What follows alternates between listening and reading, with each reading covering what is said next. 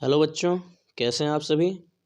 चलिए हम अपना जो टर्म चल रहा था 11th history chapter number 1 writing and city life के पार्ट 2 सिग्निफिकेंस ऑफ अर्बनाइजेशन पे। अर्बनाइजेशन जो टर्म है ये आप पहले भी सुन चुके हैं। अर्बनाइजेशन का मतलब ये नहीं होता है जहाँ बहुत ढेर सारे लोग आकर रहने लग जाते हैं वो शहर हो जाए। शहर ऐसा नहीं है, समझने का तरीका है जहाँ पर इकोनॉमी के डेवलपमेंट में बहुत सारे सेक्टर का योगदान होने लग जाए वो धीरे धीरे जगह शहर बन जाता है। जैसे बहुत ढेर सारी इंडस्ट्रीज खुल जाएं और भी जैसे टेक्सटाइल है, सर्विस सेक्टर है, ये सारी चीज़ें आ जाए, फिर वहाँ आसपास वहाँ रहने लग जाए वहाँ के व्यापारी व्यापारी या मर्चेंट ट्रेडर्स। ये लोग इसलिए क्योंकि उनके लिए अपने शॉप पे जाना, अपनी इंडस्ट्री पे जाना आसान रहे, और वहाँ उसी आसपास रहने लग जाए वर्कर वर्कर इसलिए क्योंकि ये लोग इस इंडस्ट्री में काम करेंगे, एम्प्लॉयमेंट, और फिर वर्कर का परिवार, और ऐसे धीरे धीरे स्कूल, हॉस्पिटल, ये सारी चीज़ें खुलने लगती है। तो धीरे धीरे वो प्लेस शहर में कन्वर्ट हो जाता है, अर्बन में कन्वर्ट हो जाता है। ट्रेडिंग का सिस्टम जहाँ अच्छा हो जाए तो धीरे धीरे वो जगह शहर बदल जाती है। ना कि डायरेक्ट आप पॉपुलेशन से रिलेट करके मत समझने लग जाइएगा।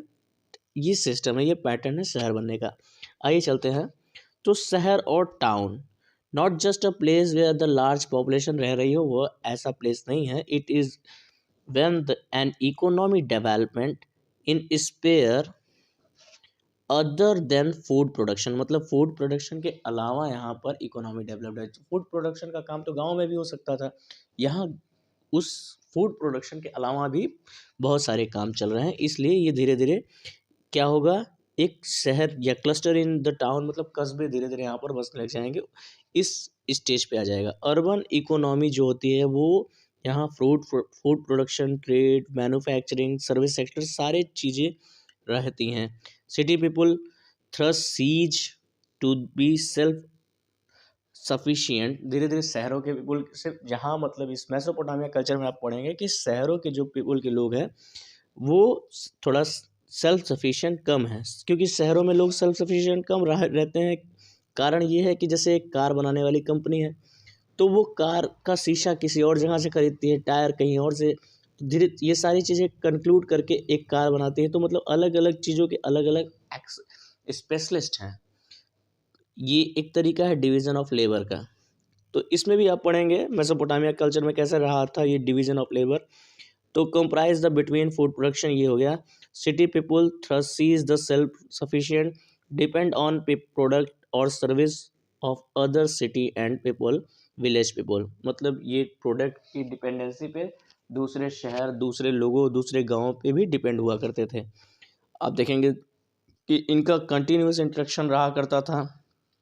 इवन एक स्टोन कार्वर की बात आप सुनेंगे। स्टोन कार्वर मतलब जो नक्काशी करते हैं स्टोन पे, वो उसको ब्रॉन्ज टूल्स की रिक्वायरमेंट होती थी, तो वो ब्रॉन्ज टूल बनाना नहीं जानता था क्योंकि उसका काम नक्काशी का है, टूल वूल बनाने का नहीं है। इवन उसको जो कलर स्टोन्स की ज़रूरत होती थी तो वो ये भी नहीं जानता कि कलर स्टोन मिलता कहाँ है, वेयर टू गेट, वो कहाँ से मिलेगा, क्योंकि उसकी जो स्पेशलिटी है वो कार्विंग की है, एक फाइन कार्विंग की है, ना कि ट्रेडिंग पे। तो ये चीज़ें हैं कि ट्रेड का काम कोई और करेगा, कलर का काम कोई और करेगा, नक्काशी का काम कोई और कर रहा है। इसी तरह देखेंगे कि the bronze tool maker does not himself go outside, ये कहीं और बाहर नहीं जाएगा। ये मेटल का काम जो करेंगे, टिन कॉपर का काम करेंगे, वो एक दूसरे से मतलब लेबर, डिवीजन ऑफ लेबर के द्वारा बटे हैं। मतलब एक जगह से दूसरी जगह, मतलब एक व्यक्ति से दूसरे व्यक्ति से दो हर व्यक्ति बटा हुआ है, सबका अपना काम है, वो उस अपने काम में स्पेशलिस्ट है। Beside her need regular supply of the charcoal और फॉर फ्यूल। ये सारा सिस्टम कैसे चल रहा है बेटे, डिवीजन ऑफ लेबर पे। तो आपके आंसर में ये वर्ड होना बहुत ज़रूरी है। चलिए आगे further, there must be a social organization, मतलब एक तरीके का सोशल ऑर्गेनाइजेशन जरूर रहा होगा इन प्लेस पे, जो एक जगह से दूसरे जगह पे लोगों को जोड़े हुए है। जैसे fuel, metal, various stones, woods, ये सारी चीज़ें एक जगह पर आ जाए।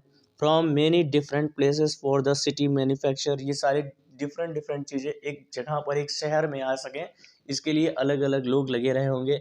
मतलब अलग अलग लोग जो अपने अपने स्पेसिफिक फील्ड में स्पेशलिस्ट हैं, कोई ट्रेडिंग में स्पेशलिस्ट है, कोई कार्विंग में स्पेशलिस्ट है। तो ये सारी चीज़ें उस शहर में पहुंच जाए, जिसे thus trade, organise trade and storage in the, अच्छा ये ऑर्गेनाइज ट्रेड होने के लिए एक चीज़ और बहुत इंपॉर्टेंट है, स्टोरेज इज़ नीडेड। ये सारे सामान के लिए स्टोरेज की भी ज़रूरत।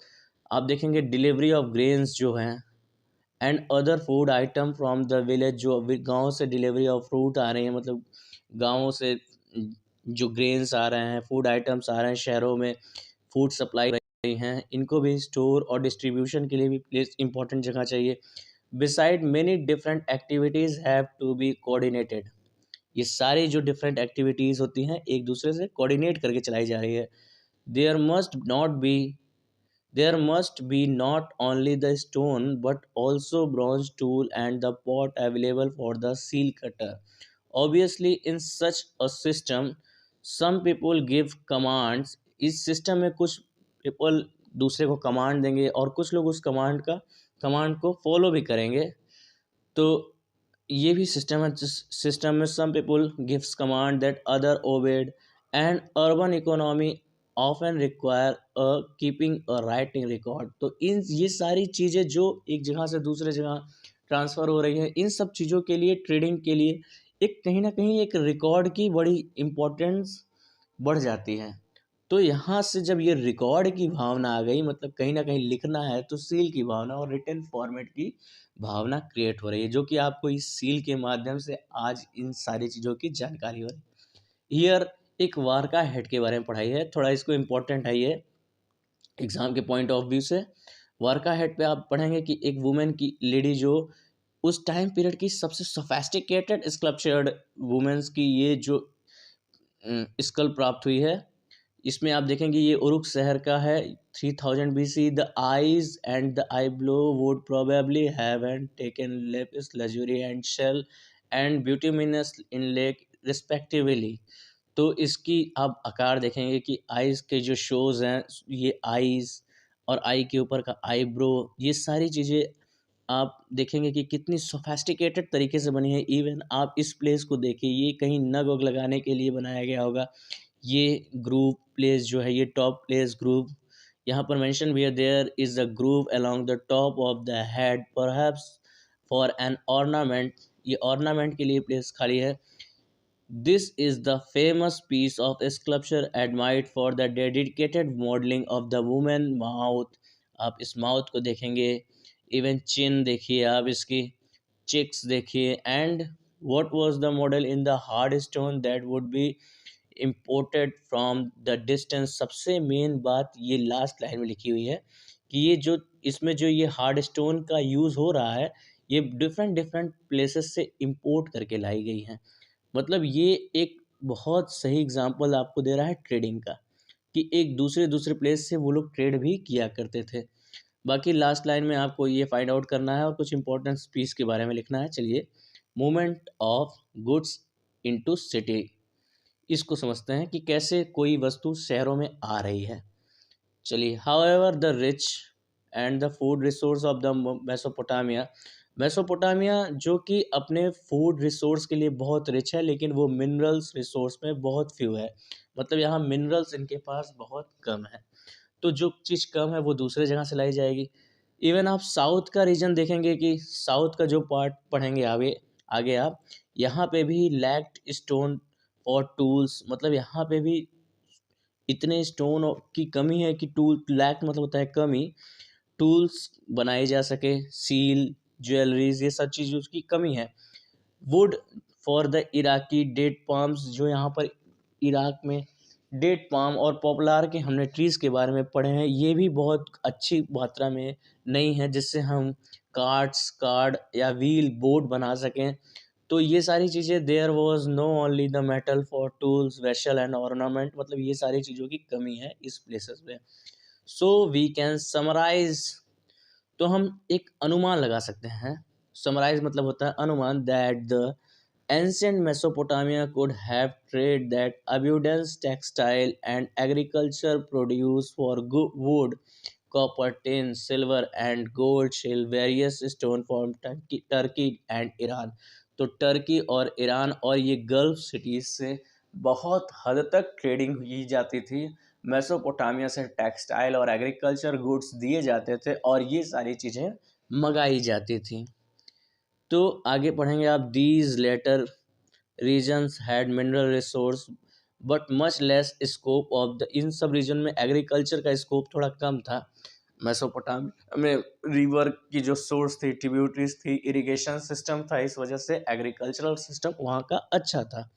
तो रेगुलर एक्सचेंज यहाँ पर पॉसिबल हुआ करते थे ओनली वेयर द, अच्छा रेगुलर एक्सचेंज पॉसिबल तब होंगे जब यहाँ पर कोई सोशल ऑर्गेनाइजेशन होगा।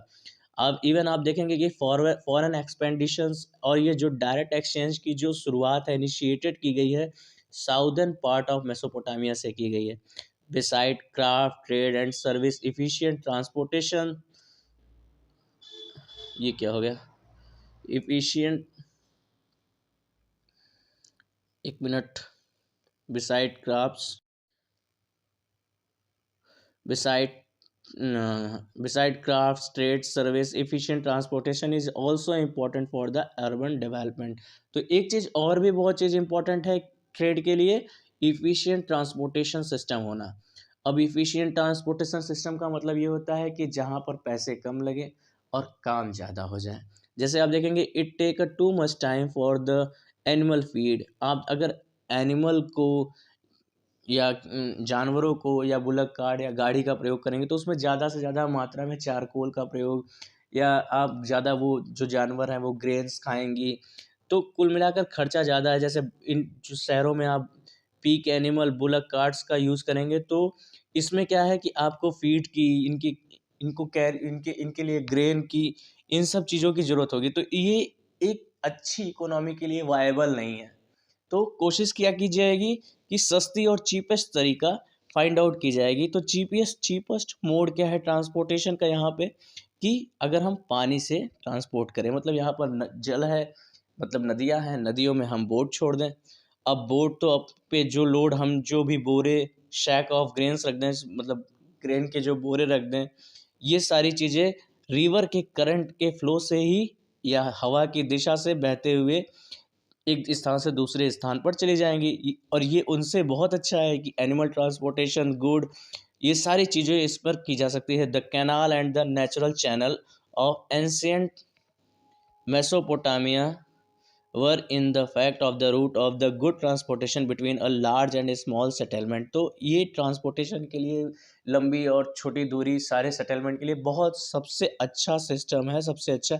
अब इवन एक मारी के अकाउंट में भी आप पढ़ेंगे, अकाउंट सिटी ऑफ मारी में भी आप पढ़ेंगे इस चैप्टर में, कि ये बहुत वहाँ पे ये यूफ्रेट्स रिवर का बहुत अच्छे तरीके से प्रयोग कर रहे होंगे वो लोग। तो वहाँ ये एक बहुत इम्पॉर्टेंट सोर्स है जिसको वर्ल्ड रूट यानी विश्व मार्ग के रास्ते के लिए भी क्लियर किया गया है, बिकमिंग क्लियर, मतलब विश्व रास्ते के नाम से भी कहा, इसको इंडिकेट किया गया है। वर्ल्ड टू रूट है कहा गया है इस नदी में जो ट्रांसपोर्टेशन सिस्टम को डेवलप किया गया हुआ है। तो यहाँ तक था चैप्टर आज का।